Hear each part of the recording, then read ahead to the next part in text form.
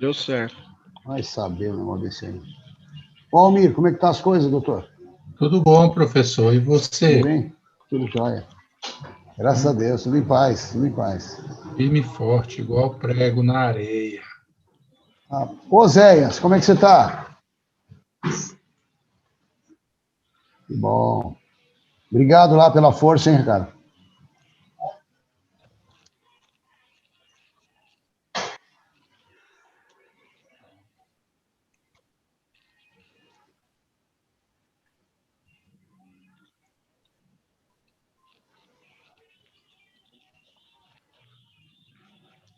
Uhum. Nós vamos montar um computador para a igreja. Agora, o que aconteceu foi o seguinte, né? Ele fez o teste, né? Direitinho, funcionou, tal. Quando foi na hora lá, aparecia que estava transmitindo, mas não estava.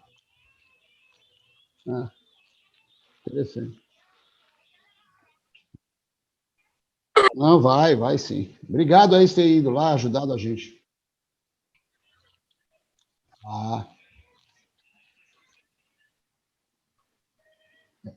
é. Não, a imagem ficou boa. Aí nós conseguimos transmitir. Bom, você viu algum pedaço do culto?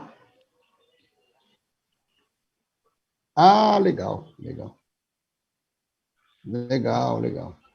O problema foi no som, né? Na hora do louvor, só apareciam as vozes, parece, né? É,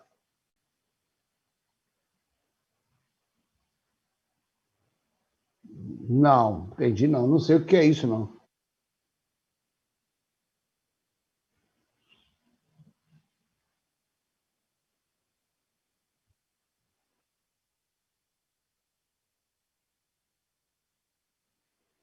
Ah, então, sei lá.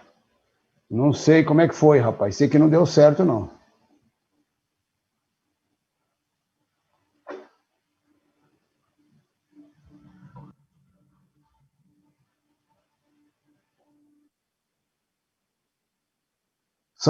São unidirecionais, né?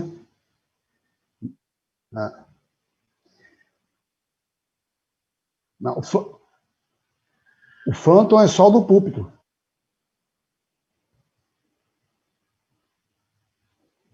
Que bom, deu certo.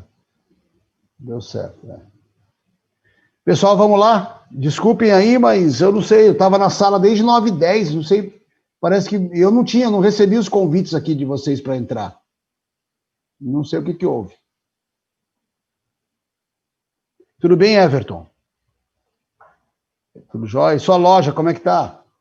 Tá bem, graças a Deus. Agora o shopping ampliou o horário, né, para da Não meio-dia às sei. 20. Não sabia. Ampliou para meio-dia às 20.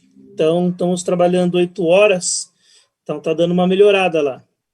Graças a Deus. Você está vendendo pela internet também, não? Também. Mas o que é? É O um pouco site que mais. você tem? Na verdade, eu estou vendendo via Instagram, Facebook e o WhatsApp. Do WhatsApp. Tá bom. Vamos lá, pessoal. Semana passada,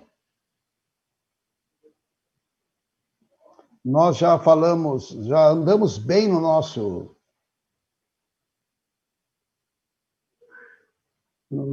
guia de estudos aqui, né?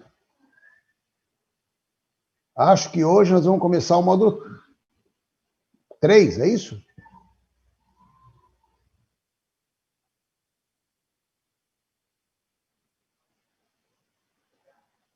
Já falamos de aconselhamento psicológico e estamos falando agora objetivamente de aconselhamento pastoral.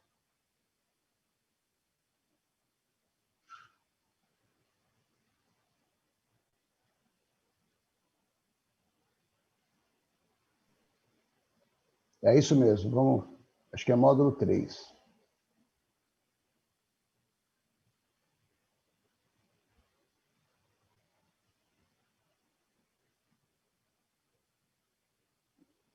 Tem um Ótimo. pessoal Hoje nós vamos falar sobre Jay Adams, né? Diga. Não, é que o pessoal lá do grupo, no nosso grupo, está tentando entrar. Tá Parece que mesmo. ainda não está Tem conseguindo. gente aqui. Lucas e tal. Então, aqui não tem ninguém querendo entrar aqui. Aqui eu tô. Todo mundo que está participando está aqui, mas não tem ninguém pedindo para entrar, não.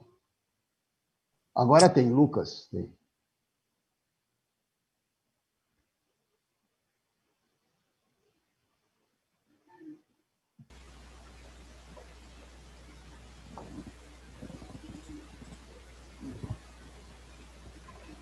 Boa noite, professor.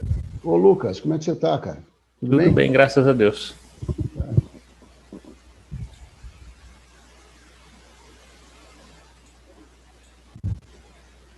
Vamos lá. Vamos retomar, assim, em linhas gerais, para a gente relembrar como é que foi a história aí do aconselhamento, né? Ô, Daniel, tudo bem com você, Daniel? Nem falei com você hoje. Você não está conectado. Né? Vamos lá. Bom. Tudo bem, professor? Você está bem? Tudo bem, graças a Deus e com o senhor. Tudo jóia, tá bom. Jóia, muito bom. Vamos nessa. Fazendo uma retrospectiva, assim, em linhas bem gerais, né? O aconselhamento pastoral é uma atividade antiquíssima.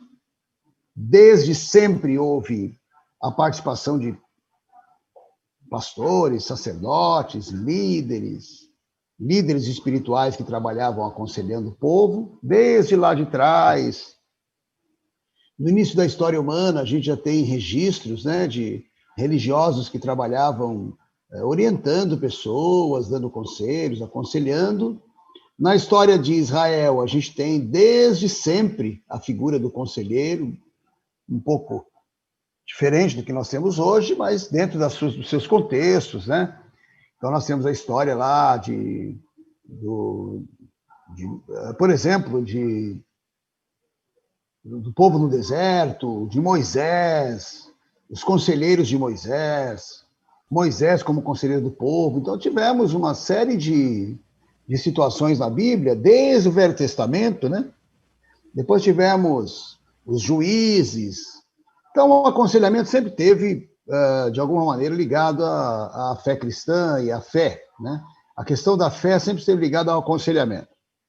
Quando a igreja, depois da reforma, até mesmo durante toda a Idade Média, né, a gente tem a participação de pastores, de padres e de pastores trabalhando como conselheiros, e depois a gente chega na Idade Média com a reforma.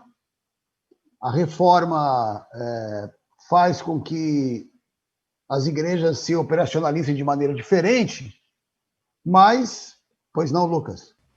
Professor, só tem 2 alunos falando que não estão conseguindo entrar porque o senhor não está aceitando. Não, acabei de aceitar. Aqui, tá. Eu estou com o painel aqui do lado, estou vendo aqui. Acho beleza. Que um deles era o Leandro entrar. Mesmo. Beleza, obrigado. Bom, da Idade Média para frente, depois da Reforma Protestante, os pastores assumiram de frente a questão do aconselhamento, trabalharam... foram reconhecidos como conselheiros o tempo todo, e aí a gente percebe a valorização com o tempo, né? A valorização do trabalho do conselheiro. Bom, na entrada do século XX, em 1900, exatamente em 1900, nós temos um impacto forte, né, na sociedade com a entrada da psicanálise, com os trabalhos do Freud. E aí as coisas, a psicanálise acabou exigindo, né, um compromisso, digamos assim, técnico de todo mundo, impondo um compromisso técnico para todo mundo, e os pastores começaram a se sentir muito despreparados, porque eles não estavam versados na psicanálise de maneira... Eles não tinham estudado psicanálise, nem psicologia, e aí começou-se a crer na sociedade, inclusive, que apenas aqueles que tinham formação poderiam ser conselheiros, né? Então, havia essa discussão, essa dúvida. Bom, a partir daí, nós começamos a perceber que os pastores que abdicavam do seu direito de de exercer o aconselhamento. E pessoas de fora começaram a fazer aconselhamento e os pastores foram saindo aos poucos, inclusive por uma sensação de incompetência, de inconformidade. Eles começaram a achar que não estavam aptos e foram saindo devagar, se afastando do aconselhamento. Aí vai aparecer um personagem que nós falamos bastante, que é o Anton Boysen, que vai trabalhar a ideia do aconselhamento, a escola pastoral clínica lá. Essa escola vai fazer com que pessoas dos seminários, que eram seminaristas, né, estudiosos de teologia, se interessem mais pelo aconselhamento. O aconselhamento volta para os pastores. Há uma integração muito boa de psicologia e de aconselhamento, porque Boysen vai levar os alunos, inclusive para fazer estágio em hospitais psiquiátricos lá nos Estados Unidos, a partir do Union Theological Seminary, lá na Columbia University de Manhattan, nos Estados Unidos, em Nova York. E aí volta o aconselhamento para a mão dos pastores. No entanto, a partir dessa situação, nós temos uma rejeição muito grande por parte de igrejas e linhas de igrejas conservadoras dos Estados Unidos, que vão afirmar que a psicanálise não é coisa de Deus, não é bíblica, não deve ser seguida, e então vai haver uma ruptura do aconselhamento pastoral com a psicologia. A pessoa que mais pregou essa ruptura à época foi o autor que nós vamos discutir hoje, que é Jay Adams. Jay Adams, ele é teólogo, é pastor, ele é vivo ainda, deve ter mais de 90 anos, mas ele é vivo. Ele é um grande pregador, reconhecido nos Estados Unidos como um orador muito, muito eficiente, né? Muito importante na igreja. Ele é presbiteriano e ele foi deão do seminário de Westminster, que fica na Filadélfia. O seminário de Westminster é um seminário extremamente conservador até hoje. É o seminário que representa a linha conservadora presbiteriana nos Estados Unidos. E o Adams escreveu muitos livros, ele deve ter mais de 20, 30 livros escritos. Em português tem alguns. Tem 3 sobre aconselhamento, especialmente esses 2, né? Conselheiro Capaz e Manual do Aconselhamento Cristão, que estão no Brasil desde a década de 70 e 80. Tem agora um novo livro sobre aconselhamento que foi lançado há uns 5 anos atrás, mas é a repetição desses 2. O conteúdo não foge muito disso. E tem um livro sobre casamento, que Jay Adams escreveu também, que é interessante. Ele é um homem inteligente, né? Só que ele tem uma percepção de aconselhamento muito diferente do que nós estamos conversando aqui, né? Nós estamos sempre tentando ver de que maneira que a psicologia pode contribuir para o nosso trabalho, de que maneira que a psicologia pode ajudar no aconselhamento. No entanto, o Jay Adams tem uma visão completamente diferente disso. Ele acha que a psicologia não ajuda, prejudica. A psicologia é uma interveniência prejudicial para o aconselhamento pastoral. Primeiro, ele tem umas teses teológicas conservadoras, de origem bem fundamentalista, e uma delas é que a ideia de que todo problema emocional está associado ao pecado. Então, se o cara tem um problema emocional, tem um problema psicológico, é porque ele está em pecado. Esse que é o problema dele. Então, o pecado vai ocupar um lugar importante na concepção de aconselhamento pastoral do Jay Adams, né? E a sua tese é de que a psicoterapia não pode ajudar as pessoas, porque se o problema das pessoas é o pecado, quem tem que ajudar as pessoas não é a psicologia, é a Bíblia, são os pastores e a igreja. Então, ele parte sempre dessa ideia, né, de que a psicologia é inútil. Ele tem assim uma ideia de que todos os problemas emocionais, psicológicos estão associados às questões da espiritualidade. É essa a compreensão que ele tem, né? Então, a raiz de todos os problemas está justamente no comprometimento que as pessoas têm com o pecado. Então, isso é uma questão teológica dele, é um pressuposto teológico que ele assume, né? Então, partindo desse pressuposto, ele diz o seguinte: se o problema do indivíduo não é psicológico, mas é espiritual, se os sintomas que se apresentam não são de natureza emocional ou de algum desarranjo psíquico, mas são produto de uma vida comprometida com o pecado, o profissional que melhor indicado para a solução dos problemas dessa pessoa não é o psiquiatra, nem o psicólogo, nem o médico, mas é o pastor. É essa a ideia, né? Então, além disso, a melhor literatura não é do Jung, do Freud, do Rogers, de qualquer psicólogo estudioso, mas é a Bíblia. E com essa lógica, ele vai avançando nessa lógica e ele vai desenvolvendo conceitos bem interessantes, né? Por exemplo, doença. Para ele, doença é resultado do pecado. Só é doente quem é pecador, quem tem um comprometimento com o pecado. Então, se o cara está apresentando uma doença emocional, é porque ele tem um problema com o pecado. É você confessar o pecado e se libertar. Ele fala, como um exemplo, ele cita o alcoolismo. Ele diz: a sociedade moderna chama alcoolismo de doença. Mas a Bíblia não chama de doença, chama de pecado.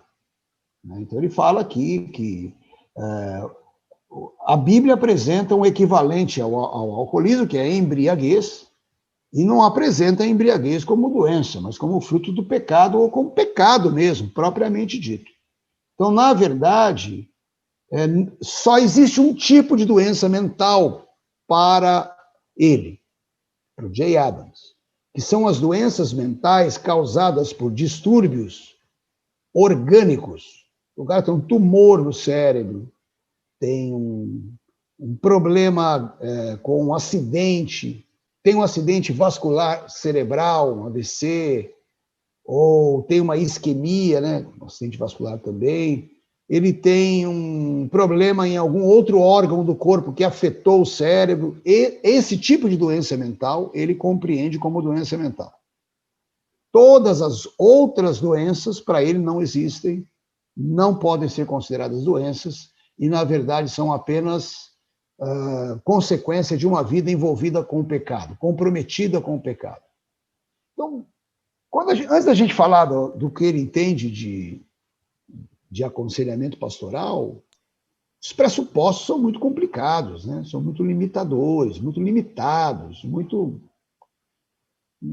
perigosos, inclusive, né? Quem trabalha com esse pressuposto na igreja oferece para os membros, para os aconselhandos, uma percepção muito perigosa, né? Porque a gente tem aí umas ideias muito estranhas ao que a gente consegue ler, inclusive, da Bíblia, da espiritualidade, né? Então, esse é um dos problemas que nós já começamos a ter com o Jay Adams, né? Então, para ele, se o cara não tem um distúrbio orgânico, o que ele tem não é doença mental, é pecado, precisa tratar do pecado, né? Então, a psiquiatria e a psicologia são rechaçadas porque não existem doenças que não sejam físicas, que sejam doenças simplesmente mentais. Então, aqui tem um pedaço do livro dele, ele diz que, biblicamente falando, não há base para o reconhecimento da existência de uma disciplina separada e distinta chamada psiquiatria.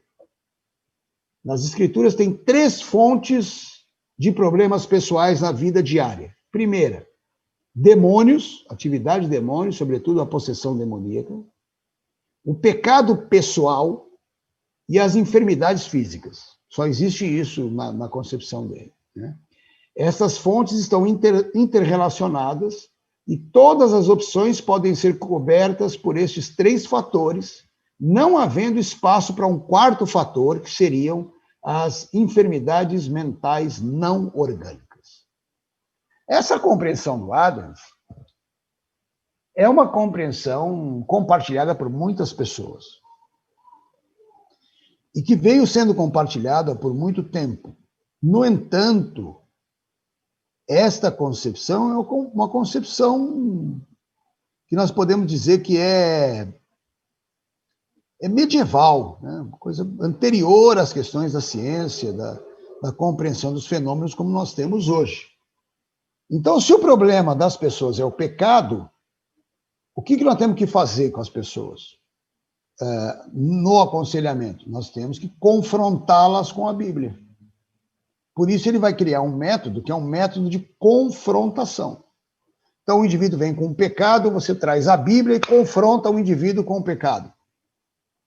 A Bíblia vai denunciar o pecado dele. Ele tem uma saída só: reconhecer o pecado, confessar o pecado, ser liberto do pecado e ser curado de qualquer coisa que ele tenha, porque tudo vem do pecado. Então, é um jeito bem simplista, vamos dizer assim, de trabalhar as questões vivenciais, experienciais, as questões do aconselhamento, né? Então, a Bíblia vai levar o indivíduo para o arrependimento.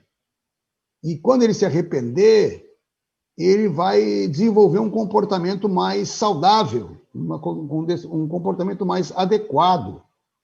E ele vai se libertar do pecado.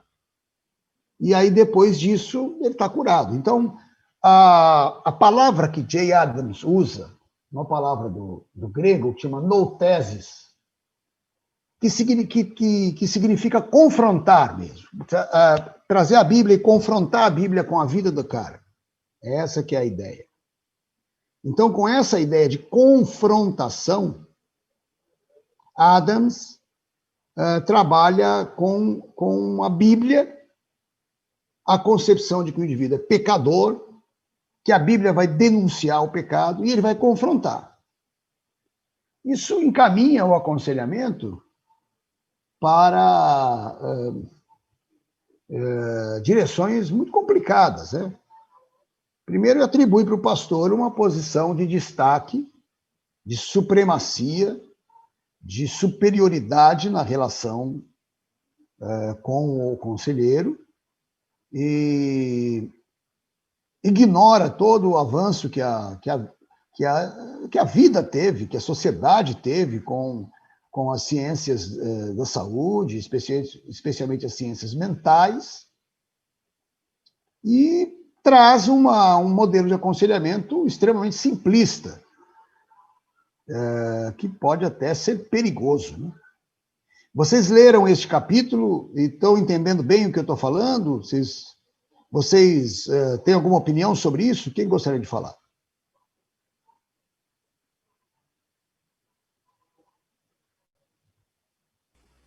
Professor, eu tenho uma pergunta.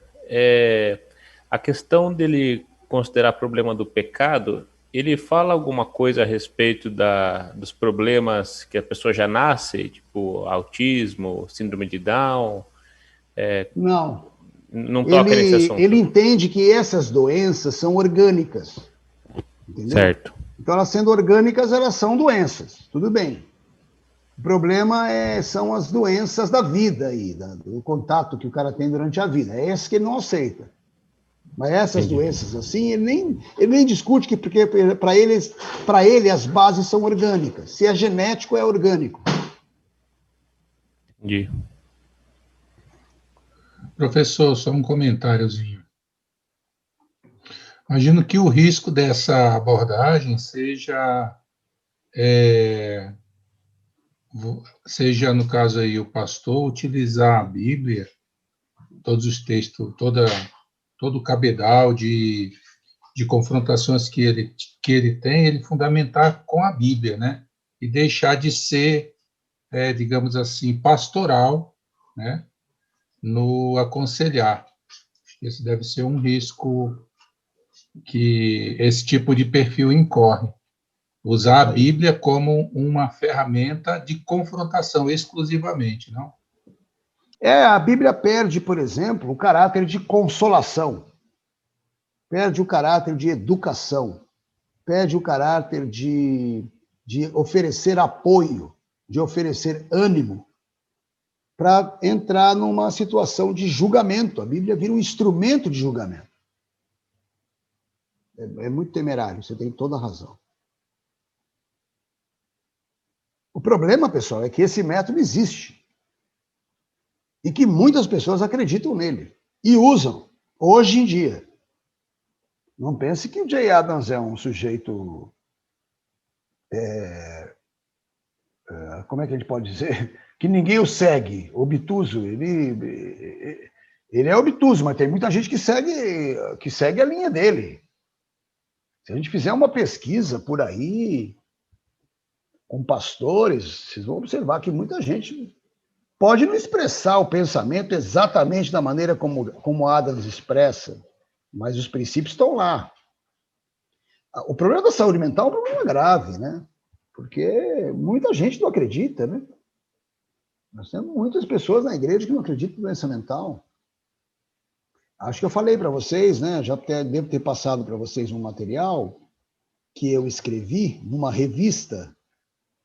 Eu escrevi uma lição de revista de escola dominical, há uns anos atrás, sei lá, uns 2 anos, talvez, sobre esquizofrenia. Eu passei esse material para vocês, não? O drama da esquizofrenia, acho que já passei. É uma revista que a gente tem aí que fala sobre saúde emocional. E muitas pessoas não entendem, né? Bom, a esquizofrenia é uma das doenças mais graves que a gente tem. Muita gente, até na ciência, tem dúvidas sobre a gênese, sobre a etiologia da doença. Até na ciência a gente ainda tem dúvida, né? Mas muitas pessoas não... A questão do pecado que Jay Adams está apresentando aqui está embutida na concepção de doença da igreja do dia a dia. Em regra, toda doença, qualquer doença, em linhas gerais, tá? Qualquer doença é consequência do pecado. Lógico. Só existe doença porque tem pecado. Se nós não fôssemos gerados no pecado, não tinha doença. A gente ia viver o corpo... A doença é a degeneração do corpo, né? E ela existe por quê? Por causa do pecado. E a consequência da doença é a morte.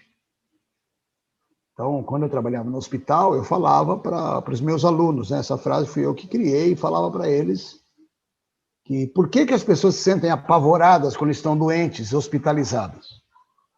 Porque elas intuitivamente, existencialmente, elas percebem que a doença é um recado da morte. Quando o indivíduo fica doente, antes da doença ele não percebe, mas quando ele fica doente ele percebe que ele pode morrer a qualquer momento. Então a doença é um recado da morte. A doença é um sinalizador de que a morte está por aqui. Ela não esqueceu de você. Agora, há algumas doenças que são consequências diretas do pecado daquele indivíduo. Claro, o indivíduo bebeu a vida inteira, em grande quantidade, alcoolista pesado. Agora ele está sofrendo com uma cirrose hepática. É consequência do comportamento dele. Agora, vocês já viram pessoas que sofreram cirrose hepática que nunca puseram uma gota de álcool na boca? Eu já vi. Por quê? Porque pegou um vírus, o vírus contaminou o fígado, a contaminação foi assintomática, o indivíduo teve uma hepatite, a hepatite não foi nem percebida e evoluiu para cirrose. Então, nós estamos falando de 2 indivíduos que podem estar na mesma enfermaria do hospital, um que bebeu a vida inteira e está com o abdômen todo distendido porque ele está com cirrose hepática, porque é alcoolista, e não, no leito do lado tem uma outra pessoa que nunca bebeu uma gota e que está com isso, isso aí, essa gordura do fígado evolui mesmo para a cirrose, é isso aí. Né? E aí ele evoluiu para a cirrose, mas ele nunca bebeu. Então, são 2 sujeitos com o mesmo quadro grave de cirrose, os 2 correndo o mesmo risco de vida, e, no entanto, Deu causa a isso. O comportamento dele provocou isso, o outro não deu. Agora, os dois estão doentes por causa do pecado. Porque o pecado trabalha com essa ideia de que a morte vai chegar. Qual é o salário do pecado? A morte. É isso. Agora, você não pode pegar uma pessoa que está doente e dizer para ela, olha, você está doente porque você é pecador. Por causa do seu pecado, você está doente. Isso aqui é consequência de algum pecado seu. Isso é muito ímpio falar isso para a pessoa. Podemos falar de pecado, mas de pecado geral, né? Não é do pecado específico, sempre. Né? Então a gente tem que perceber que essa situação do pecado é uma situação real, existe. A doença é um resultado do pecado, mas pode não ser o pecado daquele indivíduo. Então aí o indivíduo tem um quadro de depressão. Aí alguém vai falar, não, você está com depressão porque você tem um pecado aí escondido, você está vivendo em desacordo com Deus. Como assim, cara? Espera aí. Né? Então, é a mesma situação que nós acabamos de falar agora. O cara tem esteatose hepática, né? Gordura no fígado. Um bebeu a vida inteira. O outro teve esteatose hepática e gerou uma cirrose. Evoluiu para cirrose. Os dois têm um quadro grave. Você vai usar o mesmo tratamento para os dois? Não dá para usar. Então, pessoal, essa história do pecado é complicada. De alguma maneira, ele está envolvido na situação do sofrimento humano. O pecado leva as pessoas ao sofrimento, sem dúvida. Não estamos questionando isso. Agora, pode não ser o pecado da própria pessoa, né? Podemos falar do pecado universal, do pecado que está sobre nós. Diga. Pode falar. Aquela passagem onde Jesus cura lá, ó. Quem pecou, ele ou seus pais? E aí fala, quem pecou? Aí ele fala, não, nem você, nem seus pais, é para minha honra e glória, né? É interessante essa parte. Ele é doente para que fosse manifesta a glória de Deus. É isso aí. Perfeito. É isso. É essa a compreensão. É essa a compreensão. Então, pode falar, Everton. Professor, em última análise, em última instância, vamos dizer que existe, provavelmente ele deve usar alguma lógica, que deve fazer alguma lógica, né? Em última análise, isso, de Adams. Okay. Em última análise, se nós formos olhar para o fato de que o que comemos, o que bebemos, como conduzimos a nossa vida, como não dormimos ou como dormimos não descansamos. Exato. Em última análise, isso não poderia, assim, ser entendido como pecado pelo fato de estarmos maltratando o templo do Espírito Santo. Claro. E aí, por estarmos maltratando ou usando de forma inadequada, ficamos adoecidos e por isso é consequência de um pecado, não um pecado específico, mas um pecado em nível geral. Pode ser, e talvez até ele chegue num raciocínio desse. Agora, tudo bem, vai. Você é meu pastor e eu vou me aconselhar com você e eu tenho esse perfil que você está dizendo. Você vai dizer, olha, você está assim porque você está pecando, você não dorme, cara, não descansa, trabalha domingo a domingo, você come demais, come errado, você tem uma dieta inadequada, você não faz exercício físico, é sedentário, obeso. Isso tudo é pecado. Você tem que se converter a isso. Você tem que se convencer desse pecado, tem que confessar o pecado, pedir perdão. Tudo bem, eu posso fazer tudo isso, mas eu vou ser curado da depressão se eu fizer isso? Não. Então, essa que é a discussão. Você vai reeducar a sua vida. Ok, pode ter benefícios. E aí vai gerar aí isso vai, mas não que você, eu me arrependi do meu pecado e Deus me curou porque eu me arrependi. Não, foi toda uma consequência. Reeduquei a minha alimentação, o meu sono, a minha vida. É isso aí, né? Então na verdade um raciocínio muito equivocado, né? Muito mal construído. Ele trabalhou... Simplório, igual o senhor falou. Demais. Né? Ele trabalhou com um cara que chama Murray. E esse Murray, acho que tem aqui, né, no texto. Ele... Vamos ver se está aqui. Eu escrevi vários... Pessoal, enquanto o senhor procura aí, deixa eu comentar uma coisa. Pode falar. Como é que a gente pode medir assim? Como é que a gente faz essa medição entre o meu amadurecimento, a minha visão do problema, uma visão psicologizada ou pastoral, meio, né, técnica, alguma coisa assim, e da perspectiva da fé, entendeu? Como é que eu vou dividir? Como é que eu faço essa dosimetria? Né? A fé, Almir, a fé sempre agrega. A fé nunca prejudica nesse aspecto. Quando a gente está falando de aconselhamento, a fé ela é um elemento agregador. Se a pessoa tiver uma fé sadia. Exatamente. Exatamente. A questão é assim: se a minha fé é doente, isso. Se a minha fé é uma fé, digamos, de James, não é o nome do rapaz aí? James Adams. James Adams. Ou se a minha fé é mais voltada para uma outra coisa, sabe? Como quando Jesus curava as pessoas, ele falava: a tua fé te salvou, a tua fé te curou, né? Imagino que a maturidade da fé do indivíduo que vai aconselhar seja importante também, né? Não, lógico, sem dúvida.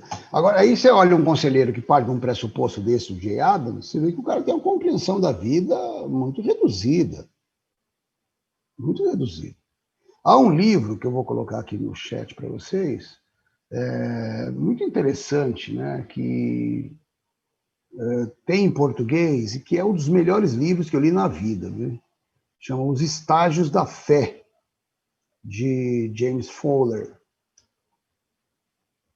da editora Sinodal. Sinodal. Esse livro é um livro, inclusive, sobre a interface da psicologia e a fé. Né?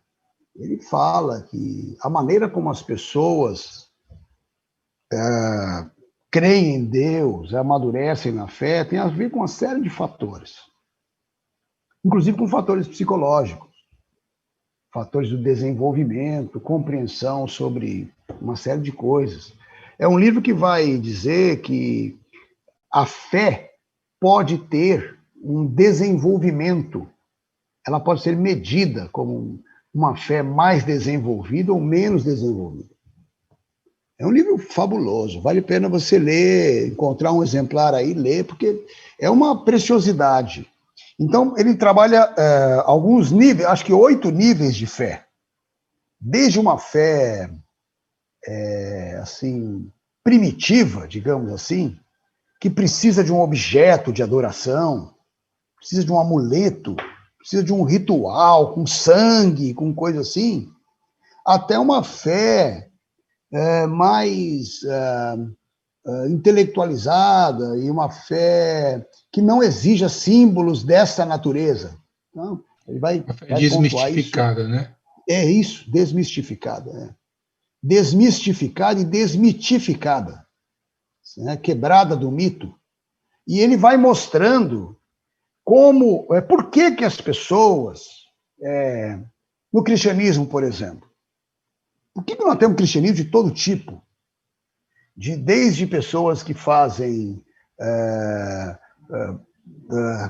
nós temos no cristianismo um segmento que parece mais a Umbanda do que o cristianismo. É sal grosso, é arruda, é não sei o quê, não tem? E nós temos também, no cristianismo, uma ala que parece a Seixomanhê. Também não tem nada com nada, ninguém... sabe? É uma coisa completamente desvinculada de tudo. Então, por que tem essa gradação? E ele explica no livro que tem alguns fatores. Por exemplo, tem o desenvolvimento intelectual das pessoas. Uma fé mais complexa, que exija menos símbolos físicos, exige mais o entendimento intelectual das pessoas. Talvez isso explique por que que o presbiterianismo não tem uma influência, uma aderência em públicos de classes D e E, por exemplo. Talvez. Ele vai explicar, e aí para isso ele usa a teoria de Piaget, né, do desenvolvimento cognitivo. Depois ele usa a teoria de Erik Erikson, do desenvolvimento psicossocial, para explicar que algumas pessoas ficaram presas em algumas situações do passado e não se desenvolveram adequadamente. Então, a fé acompanha isso. A fé tem a ver com a vida da pessoa. E também ele usa a teoria de Lorenz Kohlberg, que é um sujeito que criou uma teoria de desenvolvimento moral. Então, ele vai dizer, tem pessoas que têm moralidade de criança. Então, como é que você pode esperar que essa pessoa tenha uma fé desenvolvida? E ele vai trabalhando essas questões. É um livro fantástico, vale muito a pena. É um livro para se fazer até um grupo de estudos, alguma coisa desse tipo. Tem uma crítica social que eu faço da nossa denominação, que é a seguinte: até no gueto, na comunidade, as pessoas mais metidas da comunidade são da nossa igreja. Você está entendendo? A nossa igreja, eu não sei o que ela tem, que ela parece que atrai esse tipo de personalidade. Então, sabe? É uma coisa para se estudar. É interessante. É interessante, é uma coisa para se estudar. Então, percebam como as questões de fé, pecado, saúde mental, são todas interligadas. A gente não pode desvincular isso. Quando Jay Adams fala que todo problema do ser humano está associado ao pecado, tudo vai ser resolvido com a Bíblia. A Bíblia não pede isso. A Bíblia não outorga, ela não requer para ela esse poder desse jeito. Né? A gente coloca sobre a Bíblia uma situação que não sei se precisava disso. Não sei se a Bíblia está requerendo isso. Então, nós estamos outorgando para a Bíblia um poder que eu não sei se ela está pedindo. A Bíblia é um livro de fé que fala do relacionamento de um povo com Deus e das experiências que esse povo teve. A Bíblia pode ser, inclusive, uma literatura que cura as pessoas. Isso sem dúvida. Mas a Bíblia nunca diz que só ela poderia ser utilizada para tratamento das doenças das pessoas, por exemplo. Imagina, isso não fazia nem sentido. Né? Professor, então, aqui, diga. O correto não era falar isso, perguntar para você, mas comentar. Como você disse que a gente está atribuindo muitos papéis à Bíblia, o que é que o senhor acha dessa comunidade aí, não sei se é rabínica ou neo-judaica, que andam fazendo umas contas no texto da Torá para falar que o que está acontecendo hoje já estava previsto lá há 1.200 anos atrás. Isso aí é uma tradição judaica antiguíssima, que existe há milênios.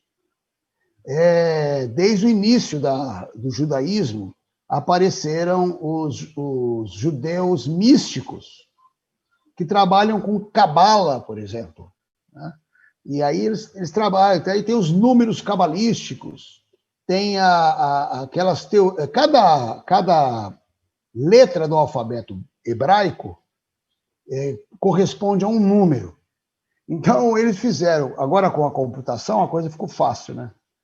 Eles substituíram as letras pelo número correspondente e aí colocaram equações, criaram contas e tal, para chegar em conclusões escatológicas, coisas desse tipo. Mas isso é muito antigo, viu, Almir? Isso aí é coisa do misticismo judaico. O judeu comum, médio, digamos, ele é um cara assim, mais racional, tem uma fé mais racional, embora ritualística, né? Mas dentro do judaísmo sempre teve uma ala mística mesmo, que lidava com questões cabalísticas e coisas desse tipo. Então, isso aí faz parte do judaísmo. Isso é quase uma denominação dentro do judaísmo, viu? Então, não se espante, porque isso aí sempre existiu.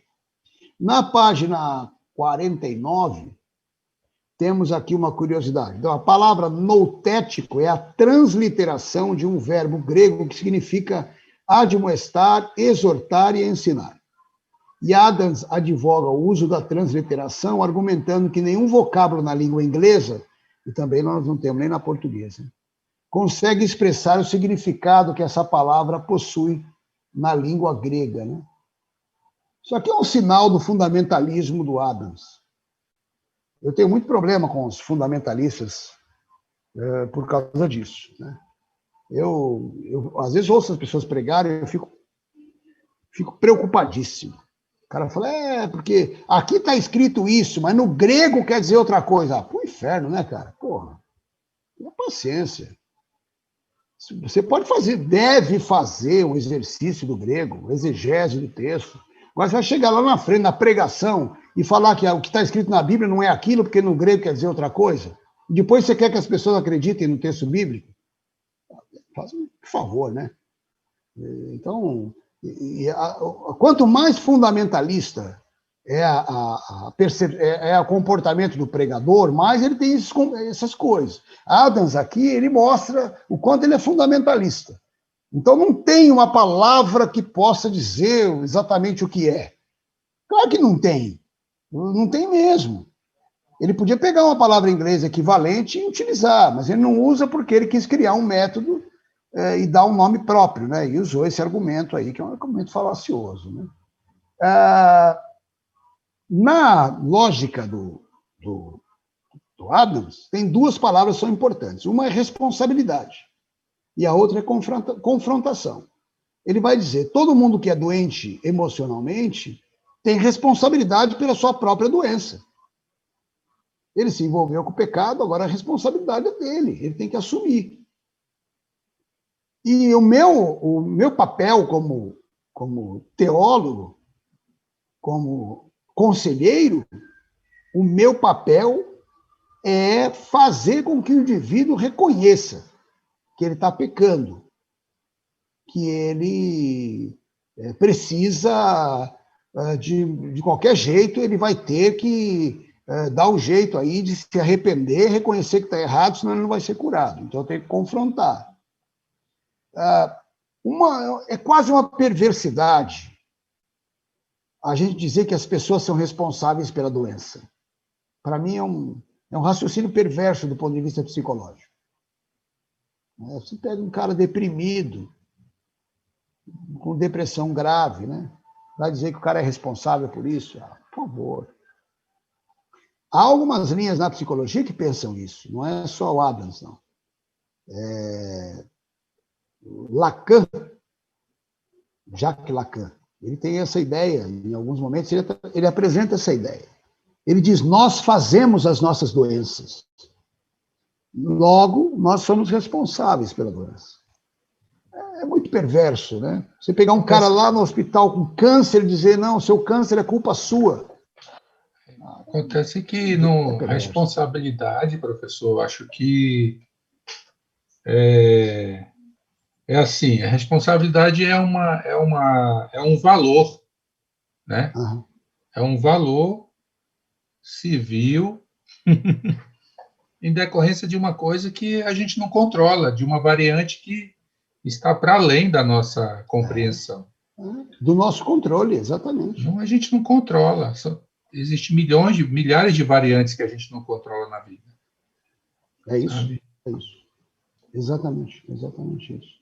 Então ele vai dizer, responsabilidade, ele entende que a doença é de responsabilidade do paciente, já que ele nega os princípios bíblicos que o levariam à confissão dos seus pecados e à cura dos seus problemas. Problemas que pela ciência são chamados de doença e pela Bíblia chamados de pecado. Ele estava falando do Murray, quando o Almir fez uma pergunta, mas tem uma criatura aí que chama Murray, que é do tempo do Adams. E esse cara era um médico lá que começou a trabalhar com psiquiatria e começou a desenvolver um método, e na psicologia está cheio de métodos experimentais, assim, né? Lá no hospício mesmo, no manicômio, ele colocava as pessoas em roda e faziam as pessoas... não tinha um cunho religioso, tinha um cunho terapêutico só. O cara nem era religioso no início. Fazia as pessoas comentarem umas para as outras, confessarem. É que eu não quero usar o termo confessar, porque confessar aqui entra no âmbito religioso, e lá não era âmbito religioso, mas vamos, por falta de termo, usar esse. Ele fomentava que as pessoas confessassem umas às outras os problemas que elas tinham, os erros que elas tinham cometido na vida. Então, você faça ideia, num hospital psiquiátrico, com pacientes graves, gravíssimos, o cara falando sobre os erros dele, sobre o que ele errou, o que ele fez de errado, né? E o Murray achava que essa confissão curava as pessoas. E, curiosamente, o Adams, quando começou a se aproximar do Murray, Adams foi lá no texto de Tiago, que fala que nós temos que confessar as nossas faltas uns aos outros para que sejamos curados, né?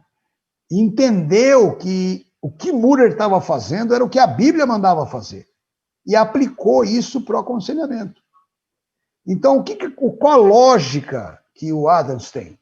No aconselhamento pastoral, o indivíduo vai confessar o seu pecado para mim, eu sou o conselheiro, e porque ele está confessando, ele vai ser curado.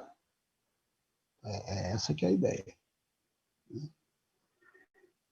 Bom, outra palavra-chave Quem dera fosse assim, né, mestre? Não, seria Imagina, ótimo, né? a cura de todas as doenças. Eu confesso meu pecado, sou curado. Olha que beleza. E como se, ainda que a doença fosse consequência de um pecado específico, o que em tese é possível, ainda que fosse assim, e aí o cara confessa, e as consequências do pecado? Só porque eu confessei, as consequências foram embora? Né? Também não, é muito mágico o pensamento da criatura lá. Místico demais. É demais. E aí a outra palavra é confrontação, né? Que aí todo o trabalho de Adams é delineado pela ideia de confrontação, né? Ele vai dizer que nós temos que confrontar o comportamento do aconselhando com o que a Bíblia diz. Aqui há uma característica que vocês já viram, porque nós já conversamos, que é uma linha inteiramente diretiva. No método diretivo, nós dizemos o que está errado e o que o cara tem que fazer. Então, é o método ultradiretivo de Jay Adams. E aí ele vai dizer que todos os conceitos, termos e métodos utilizados no aconselhamento têm que ser reexaminados biblicamente. Por isso o modelo dele é chamado de aconselhamento bíblico.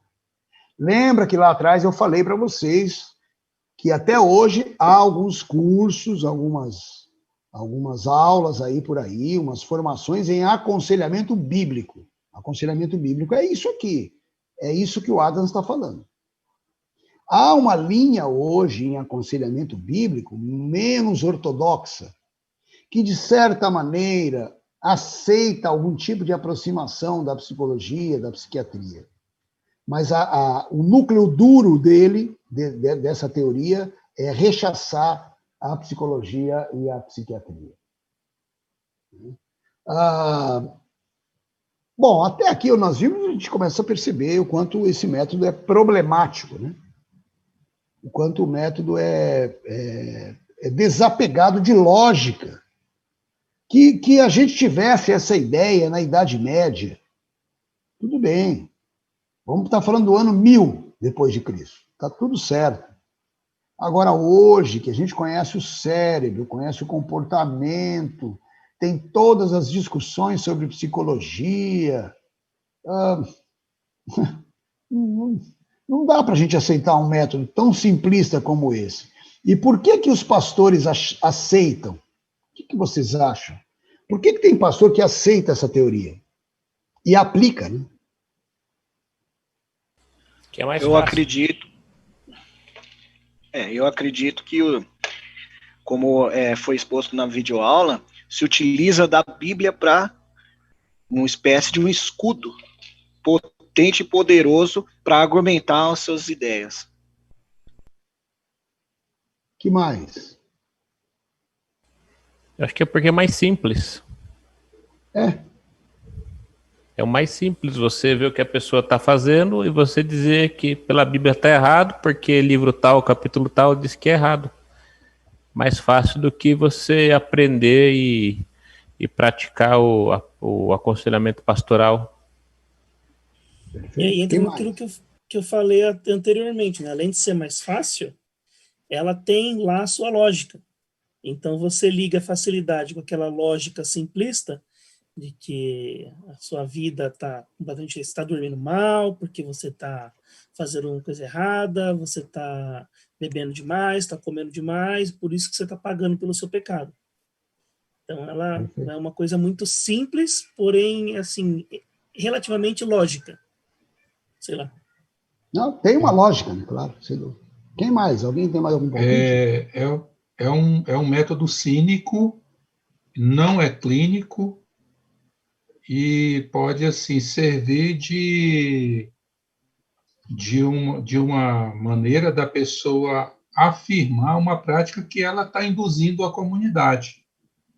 Comunidade endurecida, uma comunidade ressentida, uma comunidade que não tem vínculo de afeto mútuo, né?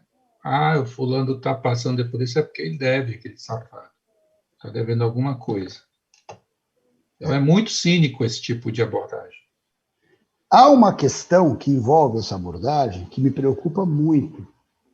Tudo isso que vocês falaram, eu concordo perfeitamente. Vocês fizeram a leitura perfeita. Mas há uma coisa perigosíssima nessa abordagem que me preocupa demais, que é a questão da relação de poder que o conselheiro assume em relação ao aconselhado. Isso me preocupa demais. Eu acho que o que mais seduz o conselheiro pastoral a assumir esta linha de abordagem, apesar de todas as questões que vocês disseram, que também fazem parte, né, da facilidade, da simplicidade, da falta de preparo dos pastores, também não conseguiriam, talvez, fazer coisa muito diferente, né? Nunca tiveram a oportunidade de pensar de forma diferente. Mas, para mim, o que mais seduz é o lugar de poder que o conselheiro assume numa relação de aconselhamento a partir dessa abordagem. É isso que ele chega a beirar o autoritarismo, né, da Igreja Católica na época das indulgências, né? É isso aí, das confissões, é isso aí. Eu tenho poder para te liberar do pecado, e se você e aí pode ir para aquele viés de que se você pagar, eu te libero e você está livre do pecado. As indulgências foram por esse caminho, né? Márcio? Eu acho que até na questão até dependendo da comunidade que você assume, até de você pegando até uma comunidade, vamos dizer assim, mais humilde, que não adquire muito conhecimento, se torna mais fácil o cara que está liderando ir por esse caminho, porque não vai haver muitos questionamentos. Perfeito, Márcio. Perfeita a sua leitura. Está certíssimo.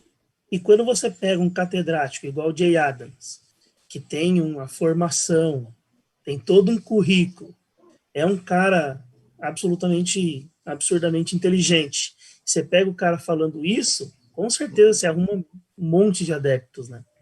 Sem dúvida. Fala assim, o cara é esclarecido, o cara é um catedrático, o cara, né, enfim, é um estudado, e ele vai por essa linha, por que não? Perfeito, tá certo, é isso aí. Eu acho que é por aí. Aí vocês percebem como a coisa fica complicada, né? É difícil. A gente entra num caminho que eu acho um caminho Você não sabe muito bem onde vai desembocar isso aí. Vocês falaram, fizeram referência das aulas, de videoaulas. Vocês estão conseguindo acessar? Professor. Já foram 2 aulas? Não? 2, acho. E quais foram os temas das videoaulas? Ah, só uma? Acho que foi só uma que o senhor falou do uso da Bíblia no aconselhamento. Perfeito. A segunda aula foi já do Carl Rogers, falando dos princípios do rogerianos. método dele. Isso. Então, essa ideia da Bíblia, essa aula sobre a Bíblia é uma discussão interessante, né? Que uso que a gente pode fazer da Bíblia? Professor. O que a Bíblia nos autoriza a fazer uso? Diga, Roberto. O senhor me ouve? Boa noite. Ouço bem, ouço bem. Então, professor, a questão da pergunta que o senhor havia feito aos alunos aí, eu acho bem complexa mesmo essa questão do posicionamento ortodoxo de pastores que usam essa metodologia, né? E assim, a sociedade hoje ela está bem modernizada, né? E esse método ele praticamente ele começa a ser visto como um antiquado atualmente. Hoje dentro de uma igreja nós temos muitos membros, eu digo na perspectiva pentecostal, e acredito piamente que dentro da perspectiva tradicional, como batista, presbiteriana, luterana, metodista, entre outras, né? Existem professores, advogados, pessoas da área da sociologia, da filosofia, história. Então, assim, pessoal, teólogos, né? Então, assim, nem todo mundo trilha. Hoje, praticamente não é mais tão visto esse método, né? Embora a Bíblia seja usada como um pivô, um ponto de partida para fundamentar a discussão, o aconselhamento em si. Mas acredito eu que muitos pastores estão também se preparando, usando aí outros métodos, né? E por que não dizer um ponto assim liberal, né? Bem liberal mesmo, porque que nem eu participando de um debate essa semana, a Bíblia foi citada como um livro antiquado que não tem respostas para o século XXI, né? Mas aí é que está o X da questão. Se faz necessário o preparo da liderança, do conselheiro, e eu acredito que o senhor mesmo usa a Bíblia como ponto de partida, mas não 100%, não 100%. E, sinceramente, o senhor falou de Jay Adams aí, ele deu umas descidas nos meus degraus aqui, viu? Professor, me ajuda aí. Eu sei lá, ele estava o primeiro da lista aqui, mas já foi lá pro fim, viu? Então, mas sabe o que é, Roberto? Muitos pastores também têm Jay Adams como o primeiro da lista, que nunca puderam discutir a teoria de Jay Adams, como nós estamos podendo fazer aqui. Esse é o problema. Às vezes, no seminário lá, o professor de aconselhamento, de psicologia pastoral, seja lá o que for, o professor colocou Jay Adams e boa, e segue o enterro, entendeu? E aí apresentou como uma forma de fazer o aconselhamento, como a maneira de se fazer aconselhamento. As pessoas compraram esse produto e seguiram na vida fazendo, sem questionar, sem pensar. Esse espaço de reflexão que nós estamos tendo aqui, não é todo mundo que tem, viu, Roberto? É uma pena, mas não é todo mundo que tem. Isso serve para ver o nível de sutileza do autor e envolver o leitor de modo que ele não perceba, assim, né, que ele está usando, né, a linha de raciocínio dele de forma, assim, de ler e falar assim, opa, calma aí. Ele vai levando o leitor de um jeito que, não, a hora que porque você se o cara fala da inerrância da Bíblia, a Bíblia não erra. A Bíblia é regra de fé e prática e conduta. A Bíblia é o único método, o único livro que ele tem que seguir cegamente é a Bíblia. Todas essas afirmações, todo mundo concorda. E aí ele aplica isso para o aconselhamento, as pessoas embarcam nisso. É natural, natural. Mas é muito complicado, né? Porque primeiro é colocar sobre a Bíblia um peso preocupante, né? Que ela não está requerendo, ela não está arguindo isso. Então, realmente fica mais difícil. Professor, então, nesse sentido aí, o aconselhamento pastoral ele não deve ser uma atribuição de todos, né? É uma atividade especial de uma pessoa preparada para isso.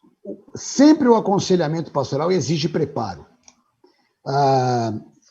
Nós vamos ver daqui a pouco, nas próximas aulas, Gary Collins, especialmente no segundo livro dele em português, chama Ajudando Uns aos Outros pelo Aconselhamento, que ele propõe que muita gente, inclusive leigos da igreja, sejam preparados para o aconselhamento, mas sejam preparados. Então, e outra, nem todas as pessoas têm perfil para fazer aconselhamento. Então tem que descobrir as pessoas que têm e tem que preparar, tem que orientar. E pastores, a imagem de conselheiro está colada na imagem de pastor. Se o cara é pastor, o membro da igreja não quer saber, ele acha que o pastor é o melhor conselheiro que tem. E ele vai no pastor. É isso que vai acontecer. Então, se a gente não tem preparo adequado, fica difícil. Fica bem difícil. Por isso, essa disciplina de aconselhamento pastoral ela tem que ser reflexiva. Ela tem que provocar em vocês uma inquietação. O meu aconselhamento, o aconselhamento que eu estou fazendo com as pessoas que estão me procurando, ela está curando ou está adoecendo? Está ajudando ou está prejudicando? O aconselhamento que eu tenho ministrado na igreja para os membros é um aconselhamento produtivo? As pessoas estão crescendo com o aconselhamento? Porque se você aplicar esse aconselhamento do Adams aqui, que me desculpem os seguidores de Adams, está adoecendo as pessoas. As pessoas vão estar adoecendo, não curando. Então, é essa dinâmica reflexiva que a gente precisa colocar no nosso trabalho de conselheiros. Agora, Adams traz para o aconselhamento, ele chama para o aconselhamento a Bíblia, como entendendo que a Bíblia tem que ter um lugar de destaque. É lógico que ele exagera o papel da Bíblia, mas ele entende que a Bíblia tem que ter um lugar de destaque no aconselhamento, e nisso eu também concordo. Ela tem que ter um lugar de destaque. Especialmente porque a linguagem do aconselhamento envolve conhecimento bíblico, cultura bíblica da pessoa que veio procurar. Isso será certamente, uma ferramenta de possibilidade de crescimento do indivíduo que procurou aconselhamento. Então, a Bíblia tem que estar no processo. Ela não pode desaparecer. Ela só não pode ocupar o lugar e a configuração que ele coloca neste modelo dele aqui. Próxima aula, nós vamos continuar com o Jay Adams. Vamos terminar o Jay Adams na próxima aula. Leiam com bastante critério esse módulo 3, para a gente ir avançando devagar. Primeiro Jay Adams, depois vamos para Gary Collins, e depois, por último, para Howard Kleinbond, para a gente poder estabelecer uma conversa aí sobre os diferentes modelos de aconselhamento. Tá bom? Professor. Boa semana. Diga, Leandro. Rápido aqui. A gente vê a importância da Bíblia, né? Até naquele primeiro módulo lá que tem o texto de Jó. A gente vê ali alguns exemplos, né? De interpretações que tem sobre o sofrimento de Jó, né? Uhum. Aí, às vezes, as pessoas estão passando por sofrimento, por um luto, e aí a gente acha que Jó, ele não fez nenhum questionamento, né? Mas a gente percebe que ele questionou em meio ao sofrimento. Uhum. E, às vezes, a gente não está preparado para... que se a gente não tem um conhecimento muito profundo da Escritura, talvez a gente não consiga conciliar da forma adequada. Alguém que está doente, alguém que está enlutado, ou algo do tipo. Aí a gente percebe que a interpretação da Bíblia, ela é muito importante no aconselhamento pastoral, né? ela vai iluminar muitas questões da vida, viu, Leandro? E vai ajudar muito no nosso trabalho como conselheiros. Eu gostei Agora, a bastante Bíblia não pode do texto de servir. Jó. Sim, sim. A Bíblia não pode servir para a gente dizer assim, não sou eu que estou dizendo, quem está dizendo é a Bíblia. Então você não pode questionar. Não funciona assim, né? A Bíblia é um livro de princípios. Será um manancial importante para o aconselhamento. Quando a gente chegar no próximo, acho que não será ainda na próxima aula, talvez seja na outra, que nós estivermos falando sobre Gary Collins, vocês vão ver que Collins faz um uso muito interessante da Bíblia. O uso produtivo, saudável. A gente vai chegar lá nas próximas aulas, tá bom? Pessoal, obrigado aí pela participação. Obrigado, boa semana para vocês. Obrigado, hein? professor. Tudo de bom, até mais. Obrigado, professor. Boa noite. Até mais, boa noite. Obrigado, boa noite. Abraço. Tudo de bom, até mais. É.